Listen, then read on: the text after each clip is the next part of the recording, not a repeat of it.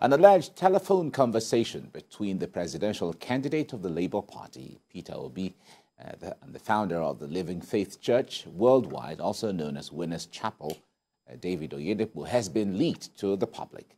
The conversation, which had Peter Obi asking for prayers from David Oyedepo and to help him spread his message to Christians in the southwest and parts of the north central, this has generated controversies, with some observers saying that they are not surprised about the desperation on the part of Peter Obi, and accused him of playing politics of ethnicity and religion, while others expressed sadness knowing that such action can pitch adherents of various religions against one another.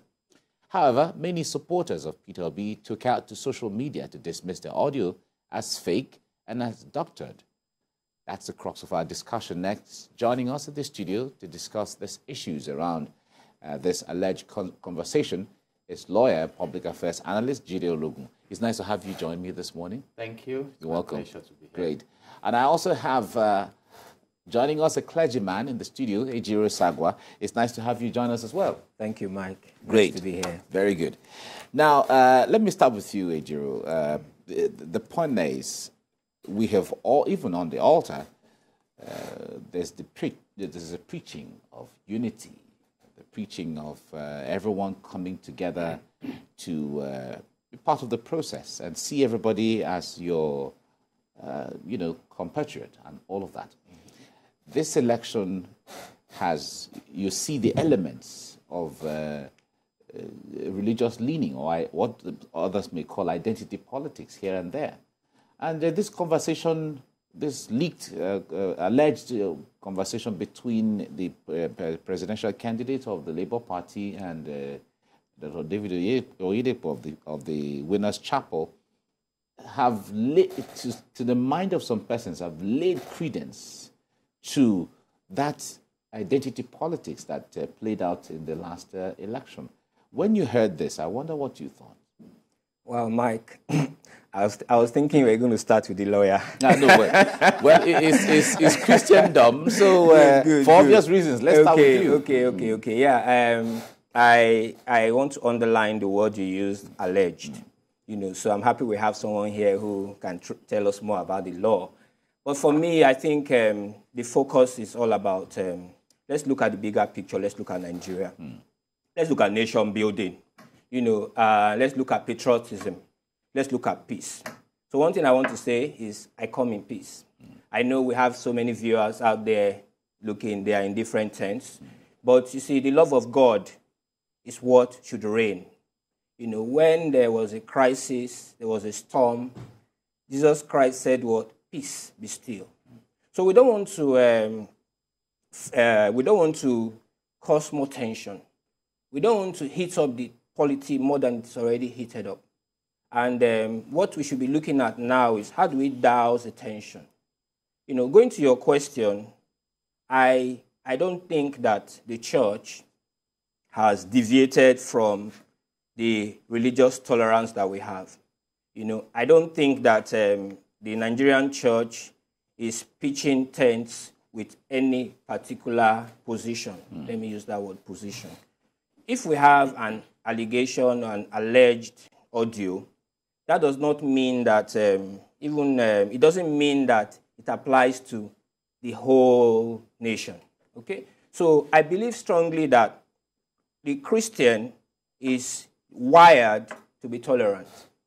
When Jesus Christ was here on the earth, he visited people that needed help. He visited everybody. There was no discrimination on religion. And when you look at the Bible, when the Bible talks about leadership, the Bible talks about governance, there's a scripture that comes up to my mind all the time. Righteousness exalts a nation, but sin is a reproach. Now, righteousness is all about doing the right thing. So a Muslim can do the right thing, and the nation can be exalted. A Christian can do the right thing, and the nation can be exalted. So we don't need to be divided, over religious or ethnic lines. No. The Nigerian on the street, when there was a serious crisis of this current, or let me say the the one that is easing up the cash crunch, right? Scarcity. Was there any special naira for the Christian? Or was there any special naira for the Muslim or for those who don't believe in God? No. So as a people, we remain united.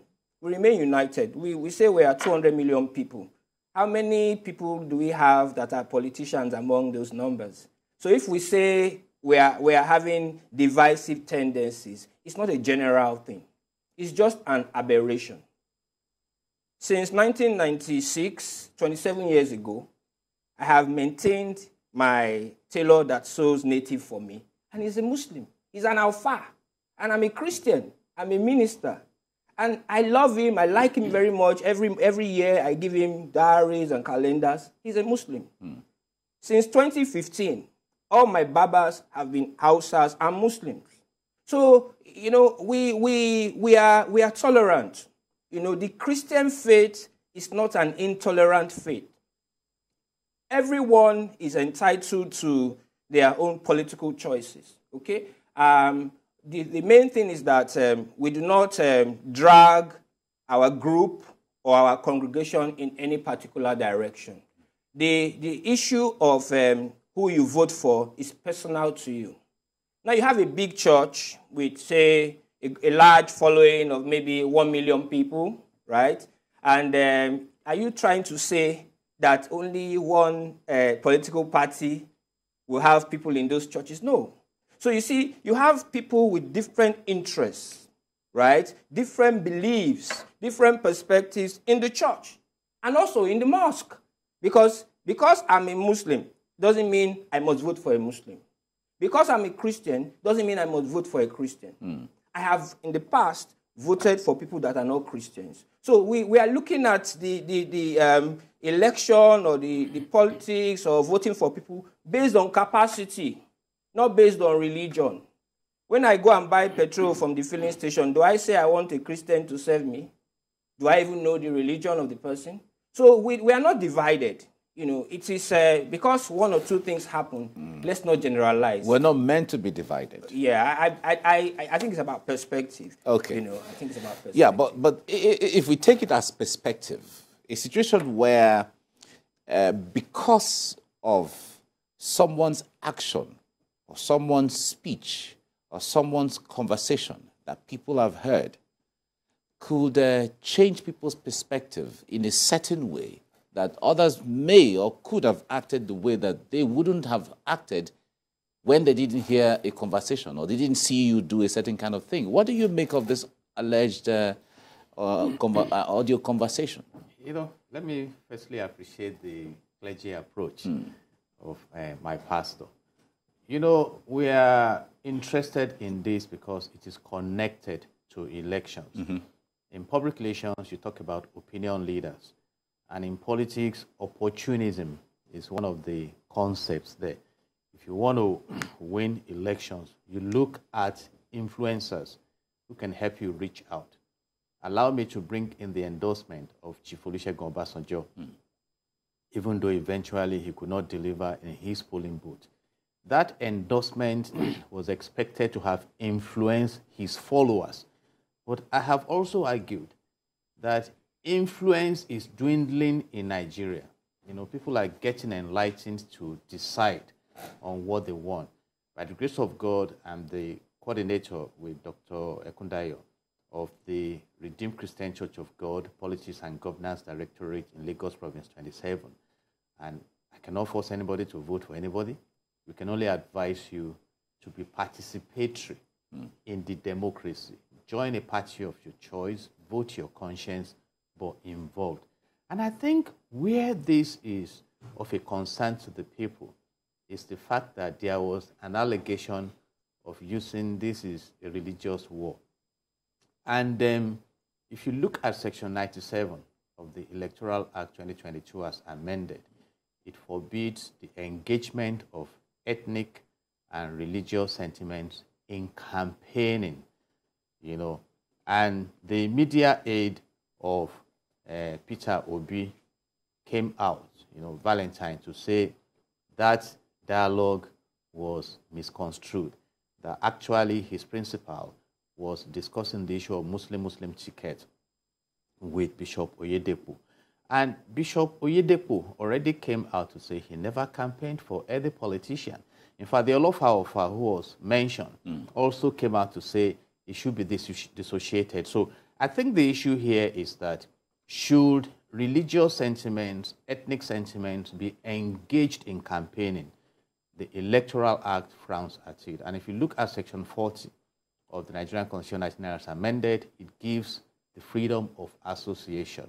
Some would have been influenced. But by the way, this revelation is even coming after the elections. And I have an advice on this. You see, I was invited by a governor on state visit. And before you go into the office to see the governor, you have to drop your telephone, your security profiling will be done and everything. I think people should be more careful now about their conversations. I tell people when you are sending emails or whatever it is, be careful how you converse.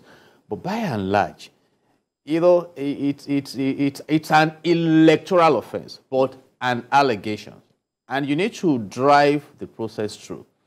If this allegation is investigated, are we ready to prosecute? And these are the issues. There were several allegations, even before the elections itself.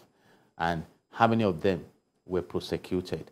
And we must not shy away from what the last general elections have prompted in Nigeria. Nigeria has nothing less than 250 ethnic groups. We are diversified.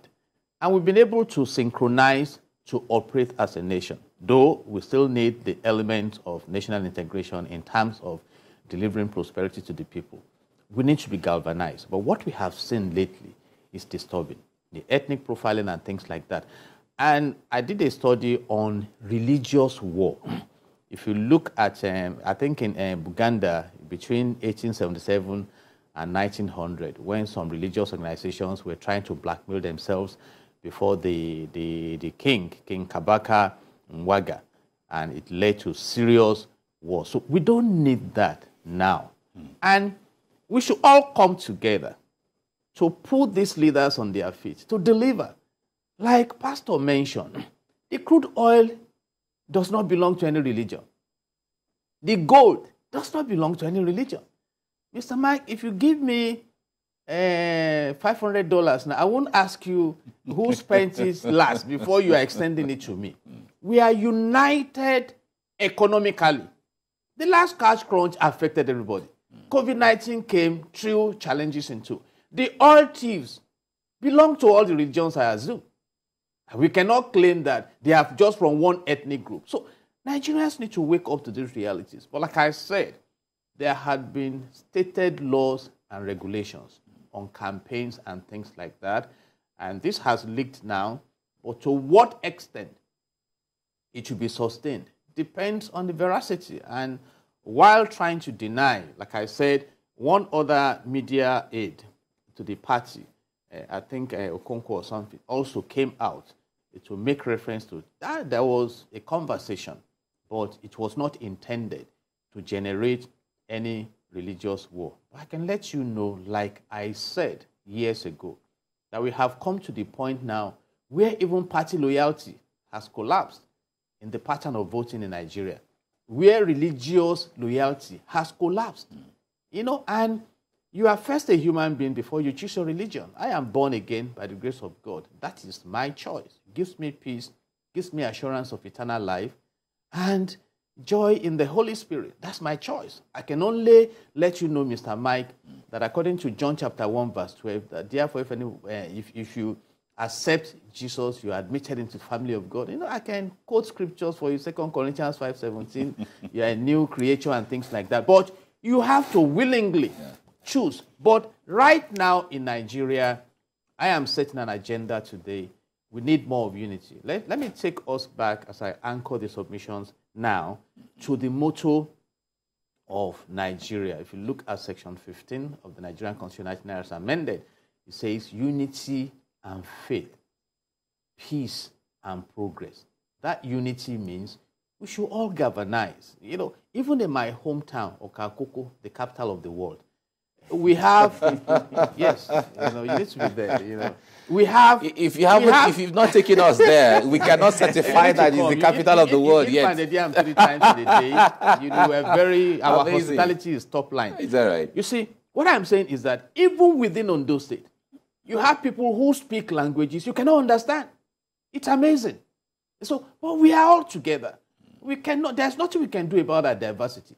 So the leaders should also help us to unite more, except it serves their purpose. Because it's when they are campaigning, they come out and, give us good governance. Give us electricity. Is electricity a native of your hometown? Give us electricity. Give us good medical care. Give us education. Give us the good things of life. And we may come to the point where I may not even need to bother myself about knowing who my president is because I'm enjoying the good things of life. So it's quite interesting. But please, addressing public relations practitioners who manage some of the accounts of these politicians, sit them down by force if they don't even want to learn and teach them about these things. They need to be careful. There's a level you get. You see, when some governor wants to talk to you, you cannot phone them. They won't pick your number. They are the ones to phone you. They can phone you by 3 a.m., wake you up so that you are not recording them. Look at when our leader visited the UK and a report was given that the leader of the something corrupt nation is here. Not knowing it was being recorded and things like that. So we need to be very, very careful. So again, fantastically this has prompted an issue, but we need to sustain our religious tolerance. Okay. Ejire, let me come to you on this. The point there is, following this conversation, in fact, what even pushed the controversy further was the fact that about 3 spokesmen of the political party at the highest levels gave different opinions regarding the conversation. The first person to come out said that actually there was a conversation and it was authentic. The other person came out to say, well, it was doctored. It wasn't. Then the other came and said it was deep fake. So, all coming from persons who should represent, persons who should be image maker of the same political party or the same candidate of the party. What do you make of the right communications? Because at this time, if Nigerians doubt that it is either doctored or deep fake or it is real, the point there is there's a mix. Now, nobody knows what the real issue is. Talk to us from the perspective of the right communication that can make people trust and can make leaders influence their people in the right way. Okay, let me come from the Christian perspective here. There's an example in the Bible. There was a woman. There were 2 women. They had children. They lost the children. One died, one was alive. And the one who was alive, there was a controversy of who is the owner of this child. Then the king said, you know what? Cut this child and divide the child into 2.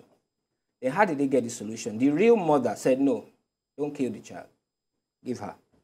You understand? So that was clear. So the main parties concerned, they are the ones that have to come out and actually speak for themselves. There's a time when you speak for yourself. That's why they say the horse's mouth, right? So if the spokespersons have said different things, then the principals should now let us know what the actual position is. You see, so that's my own take on that, because you invited me as a clergyman. You didn't invite me as a political analyst. So let me stay within my safety net. All right. Okay. No problem. We'll come back to this. Let's go on a short break. We'll be right back. You're watching TVC Breakfast. Stay with us on the discussion. You're watching TVC Breakfast. And on this segment, we've been talking about the controversy surrounding a purported conversation between the presidential candidate of the Labour Party, Peter Obi, and the leader of the Living Faith Church, Pastor David Oyedepo. And a lot of Nigerians have been talking about it. We have in the studio Didi Ologun, a lawyer and public affairs analyst, as well as Ejire Sagwa, a pastor, a clergyman, and a social commentator. And we're trying to make sense of all of these. But the end point, the agenda, is to create understanding and unity amongst Nigerians. Now, let's talk about the issue of religion.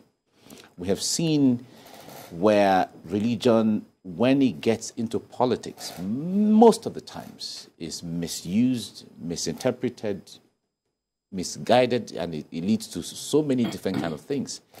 Ethnicity, the same thing. But people will always be people, because the fact that you're going into politics doesn't divorce you from being the religion that you are. And people they say politics is a game of number. And if you're going to say people should vote for you because you're vying for any office, it may only be seen as normal or natural for you to lean on areas that people can listen to you and they can support you one way or the other. So how should we wield religion, if at all? How should religion influence politics in that regard, if at all it has to? You know, I advise people that religion is just a department of your life. If you're a professional, you have a job, you have a family to manage, you just pick virtues from your religion to drive those processes. And speaking politically now, let's look at what happened to Alhaji Atiku Abubakar, Atiku too. You know, he was addressing the Arewa Consult Forum and telling them the best option now is to have a northerner and things like that. And it became an issue that, no, you don't use that. I already mentioned the case of Section 97 of the Electoral Act. What are we advised, and what I have been advising, is that get politically active, irrespective of your religion. God, in Genesis chapter 1, verse 28, Genesis 1:28, he blessed man. He said, be fruitful, multiply, have dominion. So you have a space for dominion on earth. And what is dominion in government? Those who come in to formulate policies, implement policies, manage our resources. So sponsor politicians, whether you are Christians or Muslims, so that when we arrive at the primaries of any political party, we can speak there. You see, we are going to a point where rigging may disappear outrightly. You see, so get involved from your ward level.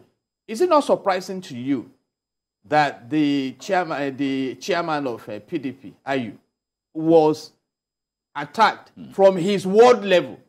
I've said it.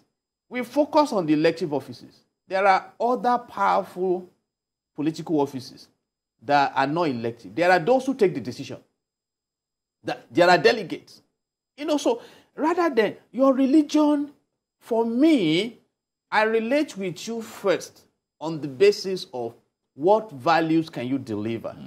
Then I'm careful to protect myself against losing in business. And your religion does not automatically make you a righteous person or a person of integrity. Like they say that a hood does not make the monk. So it's all about what you deploy. I mean, we didn't have Pentecostalism when in Genesis chapter 39, Joseph fled from his master's wife. He refused to commit fornication with that woman. I mean, he was not a Pentecostal. You see, so it's a matter of the decision you make. So, and some people will want to use religion or ethnicity to manipulate. I've said it. I love Nigeria. I've been to Arochukwu. I've eaten the big guava in Imbise. After my law school, my holiday was in Imbise. I've been in Maiduguri. I slept by the Arugungu fishing river. I've been to Augi. I've been to Kaduna. I've been around, you know, Enugu. I've gone around Nigeria, you know. So I love people. I do business with the Igbos. I do, you know, we all live in Lagos and things like that. So for me, you will not manipulate me either through religion or ethnicity or anything. And that is an assignment for leadership. Can we even start, and I have a project on that, Mr. Mike, can we have the United States of Nigeria, for instance, where we begin to galvanize and attack those who exploit us generally? That no, let's engage our resources to create commonwealth for common good. I mean, if I like, I ate the fisherman's soup in Uyo. Have you tasted it? I was in Calabar. I told them to go and buy me the fish. There's a special fish they have in Calabar. Nigeria is rich. So we love each other. Can leadership begin to move us together? You talk about United Arab Emirates. What is the developmental factor there? Unity. Amos chapter 3 verse 3. Amos chapter 3 verse 3 says, can two work together except they be agreed? Look at what is going on in Lagos State. And I thank God that stakeholders are coming in. Can we now say that, okay, if I'm Igbo, I move all my spare parts to Enugu, are there enough customers in Enugu to buy my spare parts? Or you say you are a Yoruba man that has a house to rent. Do you have enough people in your community to rent? So we are Nigerians. We will prosper together. But we need that sense of galvanization. Galvanize us. Electricity. Give us electricity. Give us the basic amenities of life. We will thrive. I mean, when Nigerians travel abroad, in the US, we all go to the Chinese, we eat together. The fact that you are from Nigeria is a uniting factor. So let's stop all this. My religion, I cannot impose on anybody. I can only share my testimonies with you. Yeah. And neither can you impose your religion on me. It's a matter of salvation. Where you think you are going to find your salvation, go there. For me, I found mine in Christ. Because John 3:16 says, for God so loved the world, and underscore that, so loved the world that he gave his only begotten son, that whosoever believes in him shall not perish but have eternal life. So I have accepted that, and that's my choice. All right. Ejiro, the next government coming in will have a huge task of healing the nation and bringing everybody together. What do you see? What kind of strategies do you feel that, or what kind of dimensions do you see that the next government should deliberately or intentionally putting on ground to bring everybody together, seeing the division that has erupted through this election? All right. Yeah, that's what I started with. We need to focus. Most of all these things are distractions. The elections have come and gone. Some people were not happy, whatever. But the focus needs to be on nation building and reconciliation. So, the next government needs to reach out to all parties.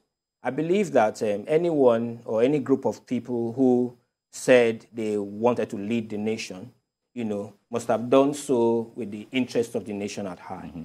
So it's time for us to sheathe the swords and work together. It's to put the nation above personal interest.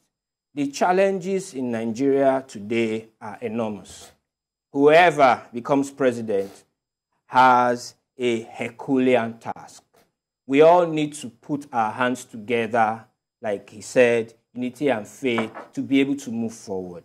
So reconciliation must be paramount amongst the political class, even amongst followership, because those flames of discord, need to be extinguished. Okay? So let us start by saying, this is what we plan for the Nigerian people. Accountability is key. Now we've had so many promises.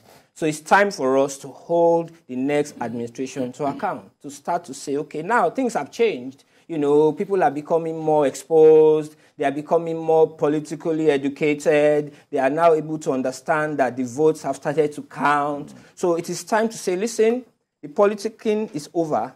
Let's now go into nation building. And I want to encourage everyone, political leaders, let's work together. Nigeria is bigger than any personal interest. Like Goodluck Jonathan said, His Excellency, he said the life of a Nigerian, one person, he doesn't want anybody to die because of his ambition. And up to now, he was celebrated, given an award recently. So let all our political leaders understand that it's big. The game is bigger than them. Let's look at Nigeria. Let's move this country forward. We've not made a lot of progress. So it's time to put our hands together and let's all work together. That's the message. Christian, Muslim, work together in love. Wherever you come from in this country is our own country. We are all Nigerians here. Nigeria doesn't belong to you. Nigeria doesn't belong to me. Nigeria belongs to all of us.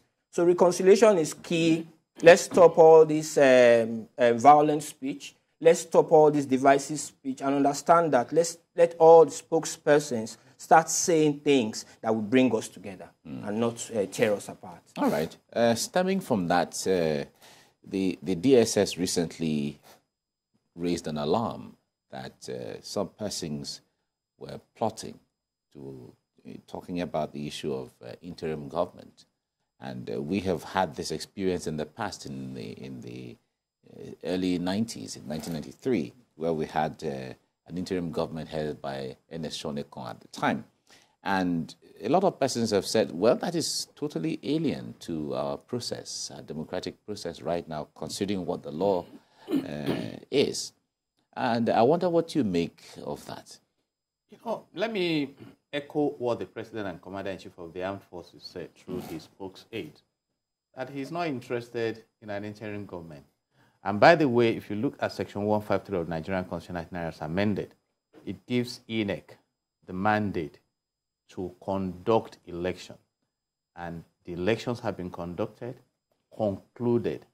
And if you are not satisfied, the election tribunals are there. We have the instant case of Osun State. Adeleke is in office. The matter is still in court, and we await.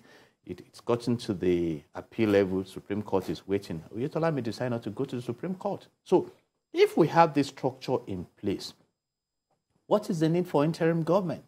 And I must advise that we should make our laws count in Nigeria. And that's why I respect the fact that DSS invited Femi Fani-Kayode when he said there may be an attempt to plan a coup or take over the government. And they invited him to come and explain. So we shouldn't have people who just hit up the polity unnecessarily.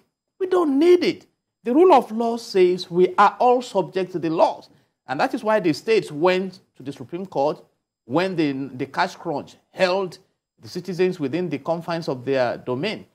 Right now in the U.S., Donald Trump is likely to be arraigned tomorrow as the first president, ex-president. So if we put the rule of law in the front line, people will learn to keep quiet. Mr. Mike, these elections prompted the biggest wave of counter threats that were unnecessary. In a contest, somebody will win. You know, in fact, some things are unreadable, unhearable, that are being paraded online. Let's focus. Like I advise in marriage, you have your conflicts and differences, but I would rather fight jointly with my wife at alien forces than fight my wife because of alien forces. As citizens, let us put our leaders on the accountability. Is there any provision in our constitution that says we should not have electricity? And I'm advising again, like I've been doing. Please, spare your data. Study Section 14 to Section 18 of the Nigerian Constitution 1999 as amended. Let that be our adrenaline. Forget about ethnicity. I won't join anybody on any ethno train. Let's ensure that we enjoy this land. You know, we have gold in abundance. We have second largest deposit of bitumen in the world. Fortunately, is in my state, and you know, don't say that things like that. This your state. We have the largest deposit of proven gas in Africa. We have resources. In fact, it is my opinion that Nigerians should not work for more than 3 days in a week by virtue of what God has given us. If they are resourcefully engaged. Yeah, but if we're able to work and we have that much, we should be thinking of how to feed the entire Africa. We can adopt Africa, really, if we engage our resources. And that is the fact. Like Pastor mentioned, I don't envy the incoming leadership. When our total indebtedness is about 46 trillion naira now, reportedly, from 12.12 trillion naira in March 2015. It's a huge one. You see, and we now have this polarization. So let's galvanize. Let's come together. You know, let's go and I'm glad you put me before a pastor today. Let's go and study Psalms 133.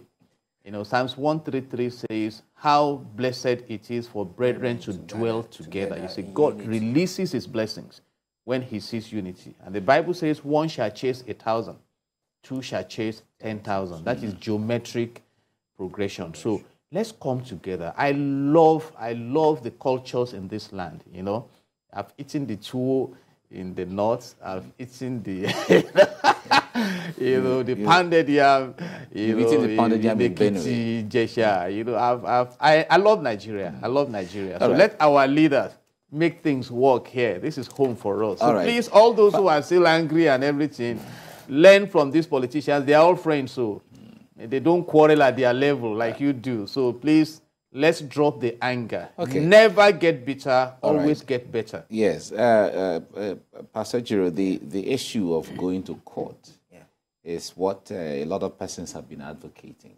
The point there is the wise men who conceived this idea, putting the laws together, saying the electoral laws, and after that, the election tribunal, and so on and so forth, and even the courts, understand that for there to be seamlessness, tranquility, law and order, there has to be, an ombudsman, an arrangement somewhere where you have a grievance. Instead of taking a machete or taking a gun or taking a stone or a stick, you go there and seek redress. Then, if you are innocent and your case is best, they can even award compensation to you where the other party pays you money as inconvenience, whatever the thing is. Now, from the election, there is a tribunal that said, go to court. If you found out that there is anything you are not comfortable with, you're not satisfied, it is your right to go to court. Some persons are in court, yet we still have these issues of incitement going on. What do you make of it? I think it's important for us to recognize that if we don't follow the due process, if we don't go to court when we need to get things settled, then it means that we are moving towards anarchy. I believe that when there's a tribunal, you have a case, go to the tribunal. I think from the tribunal, if you are not satisfied, you go to the Supreme Court, right? So I think we should allow... There's an appeal. Appeal, okay. The Supreme Court is the final one. Okay, good. So we should allow the process to work. I have heard so many things, like many people don't believe in the judiciary and all that. But there was something I heard, I don't know the legality or otherwise of it, that they should televise the proceedings. I don't know what that, I don't know what that would translate into. Exactly. But I think that if the judiciary is able to prove that they are the hope of the common man, even though the politician is not a common man, but if the judiciary will live up to expectation, then we will have confidence that yes, things will be done properly. But I think that right now, all eyes are on the judiciary. All eyes are on the judiciary, even the international community. So I believe that anything that anything that needs to be done to give a good image to the judiciary and the nation, it should be done. Whether it is done, that's another thing entirely. Okay. But we must give the process a chance to work. Otherwise, then there's no law and order in the country, and we're not in animal kingdom. This is a republic, Federal Republic of Nigeria. We have laws, and we must make every effort to comply with the laws of the land. All right. That's biblical. At least we're not in the state of nature. Yes, exactly. The point there is, like Pastor Ejiro has said, some persons were calling for the judgment and all of that, the court proceedings to be televised live. Well, does that make it more transparent or not? What does that? What do you make at the discretion of the courts. Okay. And quite, some of these celebrated cases are televised. The media persons can be allowed to come and cover it. And may I say it here, please trust the judiciary. We need to follow the trend. Look at this cash crunch, how the judicial intervention has brought relief. Solutions, yeah. So if the judiciary stepped aside, and let me say this, if you don't bring cases to judiciary, they watch. Like they say, and when you bring Christmas cases, you prove your case. Your case will only stand on the basis of how you prove it. You see, and that is one thing we need to understand about the judiciary. Look at what is going on in Osun State. It was overturned at the tribunal level. And the appeal court said, no, these are the things, and if it goes to the Supreme Court may have another view. So let's trust the judiciary.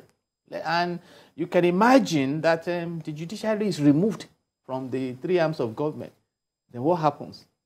You see, so these are issues. But my advice is that the democratic ecosystem in Nigeria is being groomed. When the Constitution gave INEC the mandate of being the umpire, and we have the electoral laws, then it's been envisaged that some may not be satisfied with the results. So the tribunal is also there. And may I say this? The Federal Electoral Commission was established in the early 60s to take care of the 1964-1965 elections in the country, led by Kofa Bayomi, who stepped aside at the time. Do you know, as far back as that 1964-1965, the Action Group and NCNC complained that the elections were not credible. Mm-hmm. So it's all about the party that wins or the party that does not. And that's why I've taken the time to explain the concept of politicking. We all play politics, even in your family. Yeah. Sometimes it's between you and your wife and your children or in-laws. Yeah. So you connect widely, study what is expected. Okay. That's what we call block voting in politics. You get into it. So, but please, don't let us go violent. Okay. Don't create enemies for yourself. No problem. We have to end it here now. Thank you so much, Jide Logun, for coming on the program. We really appreciate your conversations and your insight. Thank you. God bless Nigeria. Thank you. Ejiri Sagwa, thank you very much for coming as well. Thank you very much. Thank you for having me.